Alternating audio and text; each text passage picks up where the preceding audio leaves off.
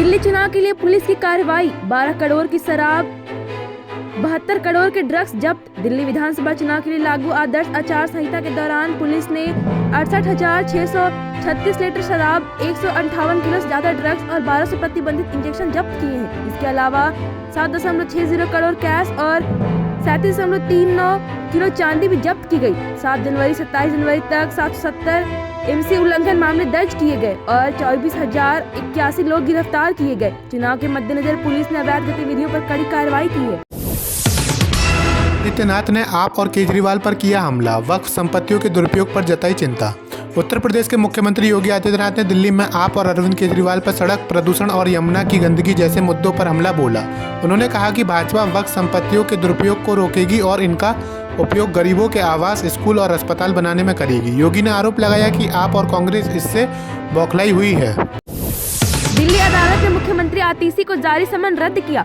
दिल्ली की अदालत ने भाजपा नेता प्रवीण शंकर कपूर द्वारा दाखिल मानहानि मामले में मुख्यमंत्री आतिशी को जारी समन को रद्द कर दिया। विशेष न्यायाधीश विशाल गोगने ने आतिशी की अपील पर यह आदेश पारित किया है। आतिशी के वकील ने दलील दी कि उनके बयान से कपूर की मानहानि नहीं हुई और बयान भाजपा के खिलाफ था, न कि किसी व्यक्ति के खिलाफ। खुशियों के दिल्ली में बसने पर योगी ने केजरीवाल पर हमला किया। दिल्ली विधानसभा चुनाव के प्रचार में उत्तर प्रदेश के मुख्यमंत्री योगी आदित्यनाथ ने मंगोलपुरी में भाजपा प्रत्याशी राजकुमार चौहान के समर्थन में जनसभा की। योगी ने अरविंद केजरीवाल पर दिल्ली में बांग्लादेशियों और रोहिंग्याओं को बसाने का आरोप लगाया। उन्होंने कहा कि आम आदमी पार्टी के नेताओं और पार्टी पर केस दर्ज हुआ है और आरोप लगाया है कि श्रमिक कल्याण बोर्ड के करोड़ों रुपए का बंदरबाट किया गया, जिससे श्रमिकों की हालत खराब हुई। ध्रुव राठी अरविंद केजरीवाल का पेड एजेंट है, आपके पुराने साथी का दावा। दिल्ली विधानसभा चुनाव में सियासी गर्मी बढ़ती जा रही है। आम आदमी पार्टी के नेता और अरविंद केजरीवाल के पुराने साथी मुनीष रायजादा ने यूट्यूबर ध्रुव राठी पर गंभीर आरोप लगाए हैं। रायजादा का कहना है कि ध्रुव राठी जो 2.7 करोड़ ज्यादा सब्सक्राइबर रखते हैं, दरअसल केजरीवाल के पेड एजेंट है। यह विवाद उस समय बढ़ा जब राठी ने आप द्वारा बनाई गई डॉक्यूमेंट्री को अपने चैनल पर पब्लिश किया और उसे देखने की अपील की। कल का हरियाणा सरकार पर हमला, केस की धमकी को नकारा।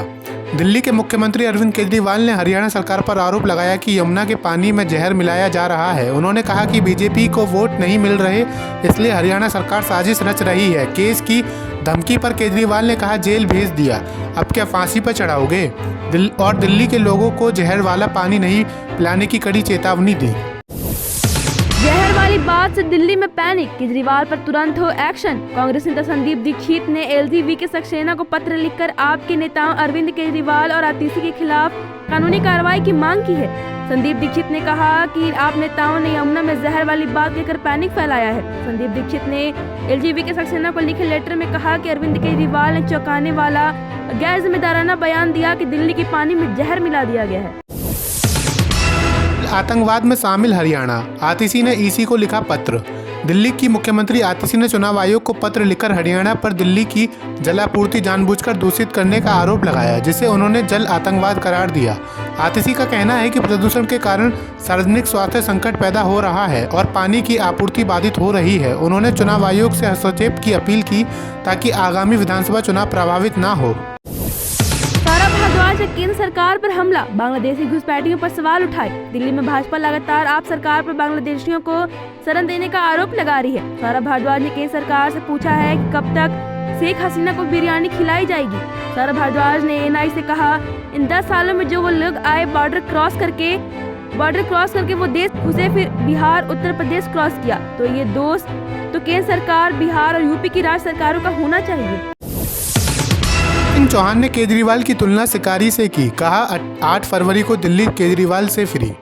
दिल्ली विधानसभा चुनाव को लेकर शिवराज सिंह चौहान ने करावल नगर सीट से बीजेपी के उम्मीदवार कपिल मिश्रा के पक्ष में जनसभा की। इस दौरान उन्होंने अरविंद केजरीवाल की तुलना उस शिकारी से की जो दाने डालकर पक्षियों को अपने जाल में फंसा लेता है। उन्होंने लोगों को आगाह किया कि अब केजरीवाल के जाल में नहीं फंसना है। साथ ही कहा कि 8 फरवरी को और दिल्ली केजरीवाल से फ्री होगी।